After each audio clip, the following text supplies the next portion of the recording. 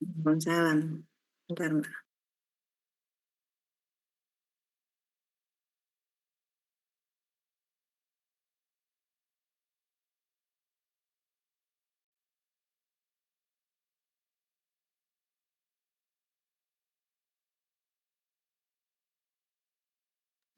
Ya, kita lanjutkan ya.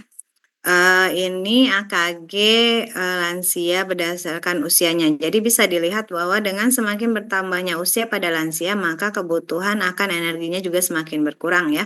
Karena faktor-faktor yang tadi, massa otot yang menurun ya, komposisi tubuh yang menurun dan segala macam ya. Kemudian bagaimana sih yang tepat itu secara garis besar ya penghitungan AKG. Kalau AKG itu adalah penghitungan secara populasi ya.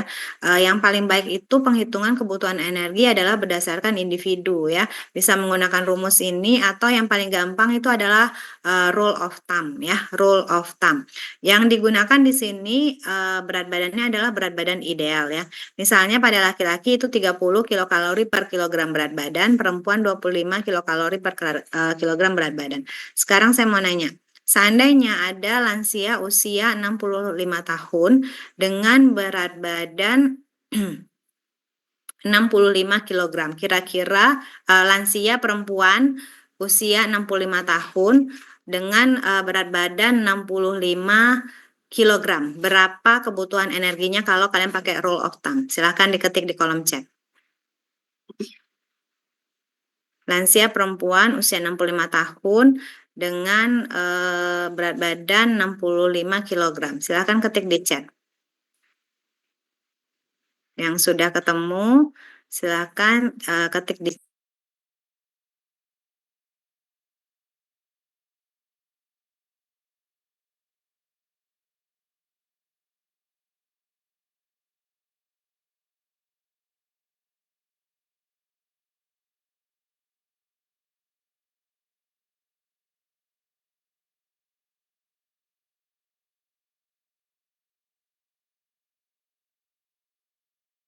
Izin dokter, suaranya tidak terdengar dengan jelas dokter karena termute. Oh ya, yang lain berapa? Oke, iya. Oke ya, jadi tinggal dikalikan aja, tapi harus dipastikan dulu apakah 65 kilo itu dia berat badan ideal atau tidak. Bagaimana memastikannya? Harus lihat ininya IMT-nya, dia masuk kategori berat badan ideal atau tidak ya. Oke, lanjut ya.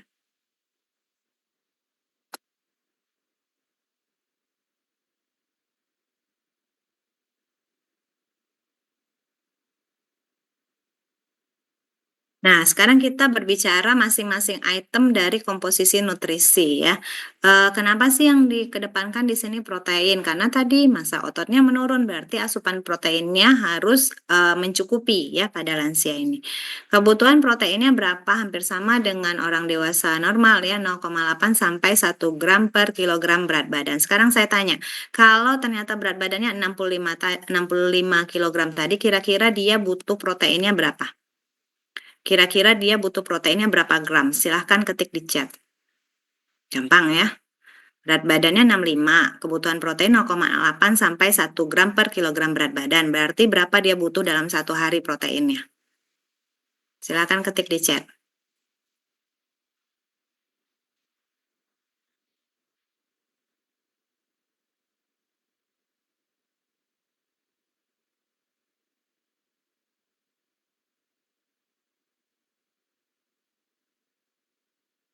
Berapa kebutuhan proteinnya? Iya, benar ya. Jadi kita ambillah batas atasnya 65 gram. Nah, sekarang nanti kalian dari sini kalian sudah bisa nih kepikiran, oh kira-kira dia makannya seperti apa, proteinnya seperti apa ya. Kita lanjut ya slide-nya.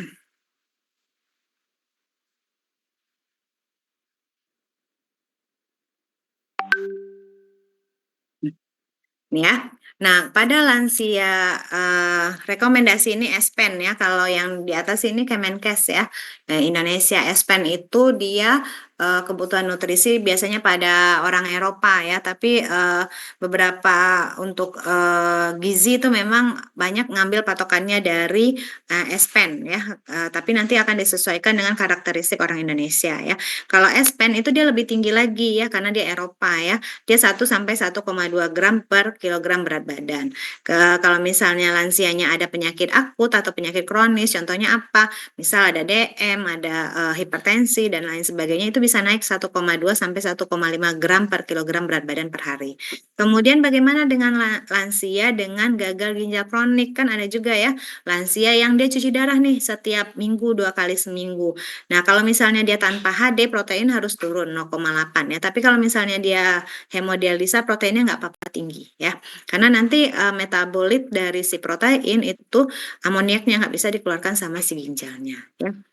Nah, bagaimana konsumsi proteinnya? Konsumsi proteinnya 25 sampai 30 gram protein setiap kali makan ya, kurang lebih ya. Tadi kan kalian dapatnya berapa? 65 ya kalau berat badannya 65 kilogram ya, kurang lebih 65. Nah, di sini dianjurkan 25 sampai 30 gram ya, kurang lebih lah satu potong ayam ya, satu potong ayam tapi yang 100 gram ya. Yang 100 gram itu seperti apa, Dok? Satu tangan. Telapak tangan ya, ngapainnya pakai telapak tangan. Nah, biasanya ini 100 gram, nah itu dengan komposisi proteinnya kurang lebih itu kalau ayam itu sekitar 22 lah, 22 sampai 23 gram protein ya. Nah, seandainya si lansia ini nggak bisa nih dia menghabiskan protein dalam makanan itu sebesar itu, bagaimana solusinya? Ya bisa kita substitusi tambahan protein lewat apa? Bisa dengan susu ya, susu lansia. Nah, dan memang yang diutamakan adalah protein hewani. Karena apa? Komposisi asam aminonya lebih kompleks dengan high biology value-nya yang lebih tinggi. Artinya apa? Kalau hewani, misal nih makan 1 butir telur, itu diserap asam aminonya itu bisa 90%. Tapi ketika konsumsi tempe atau tahu atau kedelai itu penyerap dengan jumlah yang sama, misalnya sama-sama 100 gram, itu yang diserap hanya 20 sampai 30% ya. Nah, ini kebutuhan protein pada kondisi-kondisi tertentu ya. Jadi ini sangat harus diperhatikan ya. Misal nih, kalian punya kakek atau nenek nanti ya, atau pasien lah yang konsul dengan ulcus decubitus ya, atau borok di punggungnya. Karena apa? Karena dia sudah tidur aja nggak bisa duduk lagi. Jadi kan biasanya tuh pada daerah permukaan tubuh yang kena tekanan itu dia lama-lama itu nanti terjadi ukus di daerah tersebut. Dan ini sering sekali kasus-kasus terjadi pada lansia-lansia yang sudah mobilitasnya sudah sangat terbatas ya, jadi dia cuma bisanya tidur aja. Jadi dia mesti di miring kiri, miring kanan. Kalau dia terus telentang aja itu resiko terjadi ulcus decubitus. Nah, pada kondisi-kondisi seperti ini maka dia harus memerlukan protein yang tinggi. Ya, proteinnya harus ditinggikan. Kalau tadi 0,8 sampai 1 nih proteinnya harus tinggi ya. Kondisi-kondisi stres metabolik ini maksudnya apa? Dia dengan penyakit-penyakit seperti sindrom Hametol, misalnya dia dengan penyakit jantung, kencing manis, hipertensi. Nah, itu di mana penyakit-penyakit tersebut kan radikal bebasnya tinggi ya, sehingga menyebabkan stres metabolik pada tubuh. Paham ya sampai sini ya, terkait dengan kebutuhan protein ya. Nah, pilihan proteinnya seperti apa sih? Ada yang nanya kan, Dok, gimana pilihan proteinnya? Ya, protein yang pertama tadi pilihannya adalah hewani. Yang lunak-lunak seperti ikan bisa dikonsumsi, misalnya giginya sudah tanggal ya, jadi susah mengunyah. Atau daging ayam atau daging sapi itu di blender ya, dibuat seperti bakso. Nah, itu kan lembut ya. Kadang kalau misalnya dipaksa disuruh makan rendang itu kan emang susah ya. Jadi nggak mau dia makan daging. Nah, gimana supaya karena kalau daging itu kan komposisinya bagus ya, ada zat besinya di sana yang tidak dimiliki, maksudnya dengan komposisi yang lebih besar dibandingkan dia konsumsi hanya ikan sama telur. Dan lansianya juga bosan ya tiap hari makan telur, makan ikan gitu, nggak bervariasi ya. Akhirnya menyebabkan asupan makannya turun. Oke, bagaimana dengan kebutuhan lemak? Lemak sama ya seperti dewasa muda hanya 20-35% dengan rasionya lemak tidak jenuhnya lebih tinggi daripada lemak jenuh. Kemudian dianjurkan sekali konsumsi omega 3 ya. Sekarang saya mau tanya ya, omega 3 tahu ya? EPA, DHA, ya sering dengar ya iklan-iklan anak, EPA, DHA mengandung EPA dan DHA gitu ya. Omega 3 baik untuk otak kan biasanya sering diberikan pada anak-anak ya. Tapi sebenarnya omega 3 ini juga bagus diberikan pada lansia karena fungsinya apa? Dia meningkatkan kemampuan kognitif ya. Kan biasanya udah mulai menurun tuh. Memang fungsi EPA DHA ini dia ke sel neuron-neuron ya. Kemudian menunda terjadinya penyakit demensia atau Alzheimer ya. Nah, sekarang saya tanya, coba silahkan kalian cari ya, berapa kebutuhan omega 3 pada dewasa atau lansia? Silakan. Coba di searching dan ketik. Berapa kebutuhan omega 3 pada dewasa dan lansia? Yang sudah dapat, silakan ketik di kolom chatnya. Kebutuhan omega 3 dan pada dewasa atau lansia. Biasanya dia sama tuh. Berapa? Ayo, silakan.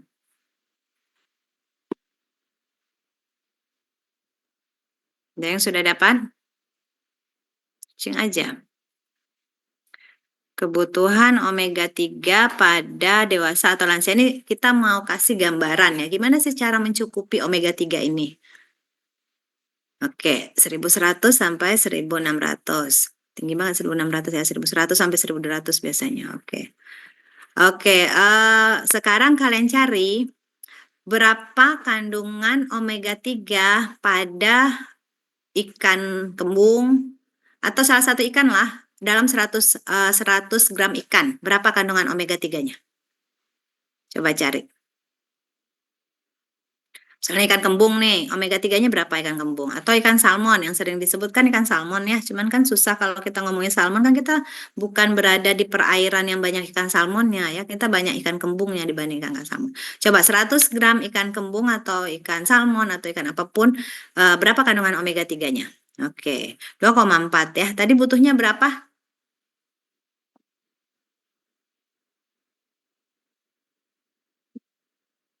Ya. Nah, ya. Jadi sumber omega 3 itu yang paling paling banyak itu 2600 mg ya. Oke. Ya, jadi sumber omega 3 itu memang paling banyak pada ikan-ikanan ya. Jadi memang bagus banget dianjurkan untuk konsumsi ikan-ikan pada lansia, bukan hanya lansia tapi pada anak-anak juga bagus ya. Untuk mengkonsumsi ikan yang mengandung omega 3 dan salah satu pilihannya adalah ikan kembung ya untuk proses kognitifnya. Jadi nanti udah mulai bisa nih menganjurkan pilihan. Ya bagusnya kakek ini makan ikannya apa? Nah ikan kembung kek. Ikan kembung itu banyak omega 3-nya. Itu sudah mencukupi kebutuhan omega 3 dalam sehari. Oke. Itu untuk omega 3.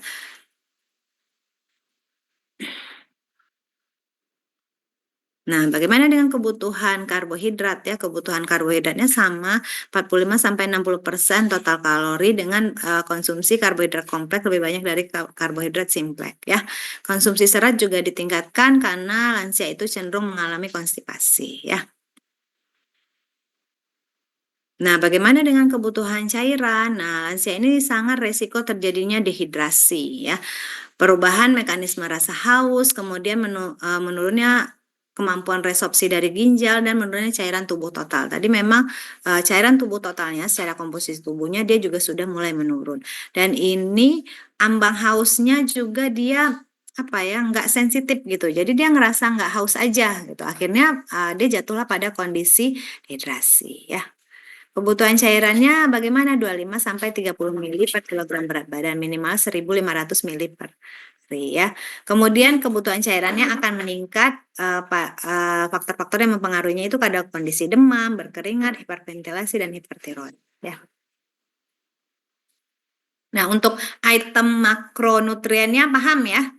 Jadi nanti bisa tergambarkan nih, kira-kira ketika menganjurkan makanan, berarti nasinya seperti apa. Nah, komposisi nasinya itu yang disarankan itu apa? Kompleks ya. Kemudian proteinnya seperti apa? Proteinnya berarti apa namanya? Kandungannya tadi kalau misal beratnya 65 gram. Nah, paling enggak tuh dia satu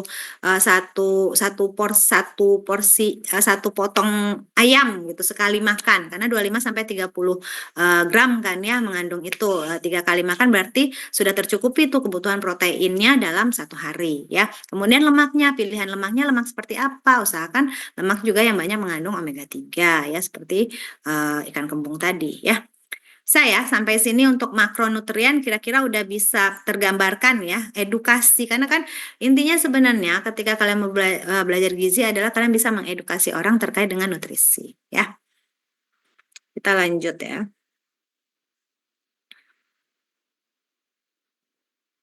Nah, bagaimana dengan kebutuhan akan vitamin? Nah, karena adanya perubahan fisiologi menyebabkan asupan menjadi rendah dan terdapat gangguan absorpsi yang saya sampaikan tadi ya. Misalnya karena faktor intrinsik dari lambung berkurang, HCl menurun, nah itu mengganggu gangguan absorpsi ya.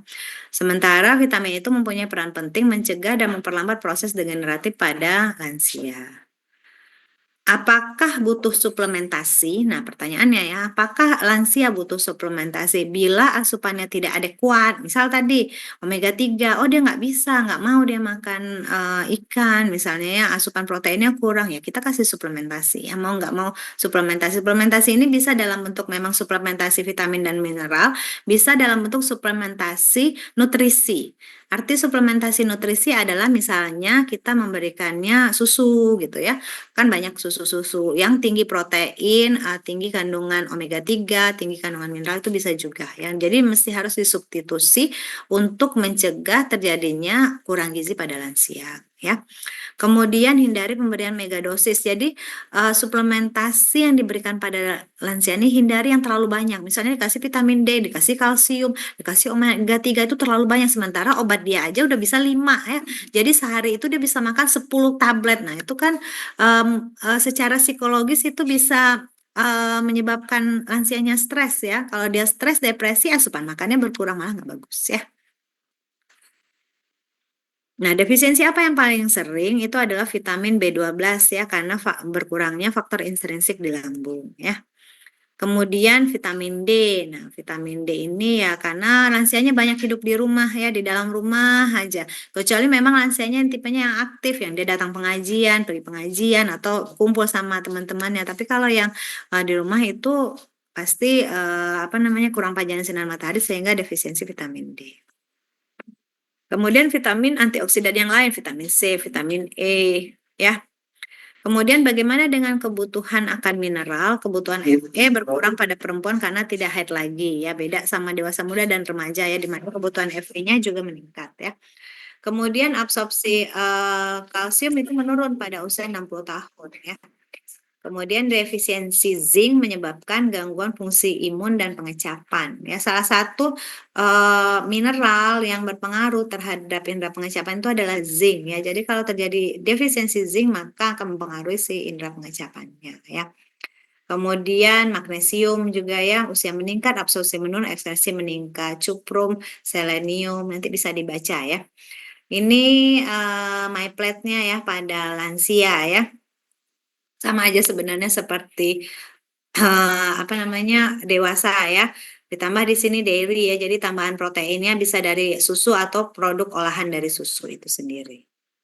Nah, bagaimana dengan aktivitas fisik? Nah, karena adanya penurunan massa dan kekuatan otot dan peningkatan massa lemak, jadi menyebabkan penurunan kapasitas fungsional pada lansia. Maka lansianya sering jatuh, sering kan dapat informasi oh kakek jatuh gitu di kamar mandi ya, karena massa ototnya sudah mulai menurun, jadi kekuatannya juga sudah mulai menurun ya.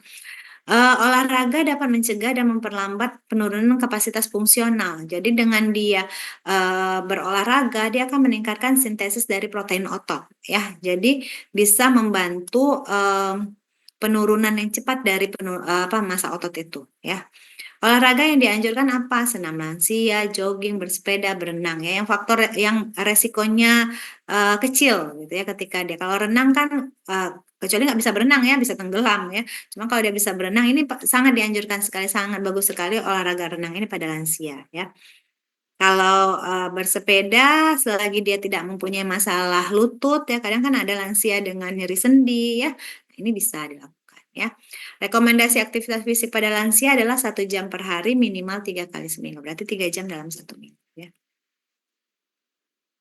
Nah ini contoh jadwal ya, jadwalnya jadwal makannya sampai jadwal aktivitasnya pada lansia gitu ya. Diawali dengan dia minum air putih pagi hari, kemudian bersepeda, mandi, kemudian baru dia makan, aktivitas-aktivitas yang lainnya ya. Ini karena lansia itu sebagian besar yang mengalami malnutrisi atau yang banyak mengalami depresi itu adalah lansia yang terlalu banyak di rumah dan dia mengalami berbagai macam penyakit. Jadi dia sudahlah sendirian di rumah kesepian, kemudian dia menderita berbagai macam penyakit. Coba cek, biasanya ada hipertensi, kolesterol, asam urat, dan dia udah stres sama penyakitnya, dan dia ditinggal sendirian ke rumah ya. Jadi memang kalau lansia itu lebih baik dia banyak bersosialisasi keluar, ketemu temannya. Mungkin kalau dia ibu-ibu ada di pengajian ibu-ibu atau ketemu pensiun-pensiunan itu dia biasanya lebih happy ya. Dan itu akan mempengaruhi terhadap status kesehatan dan status nutrisinya ya. Nah, ini salah satu contoh menunya aja ya. Nanti kan bisa disesuaikan. Yang sudah sesuai dengan komposisi yang tadi sudah saya jelaskan ya. Bagaimana jadwal makannya, kemudian makanannya, ininya ya. Jadi banyak sekali, terutama untuk lansia-lansia yang benar-benar mobilitasnya sudah terbatas, itu keluarganya yang tidak teredukasi dengan baik. Tadi kan kita sudah bicara ya bahwa lansia ini butuhnya protein, apalagi kalau misalnya dia mobilitasnya sudah terbatas dengan gangguan penyakit-penyakit yang lain. Nah, biasanya itu udah nggak bisa ngunyah lagi ya, dan nasinya tuh di blender. Nah, sebagian besar itu banyak hanya memberikan nasi saja. Nasi dan bahkan dicampur dengan buah-buahan. Nah, nanti coba deh cek gitu ya. Karena saya beberapa kali ketemu kasus seperti itu keluarga saya sendiri gitu ya. Ketika memberi makan ibunya yang sudah lansia yang memang mobilitasnya sudah terbatas, kemudian daya mengunyahnya juga terbatas, itu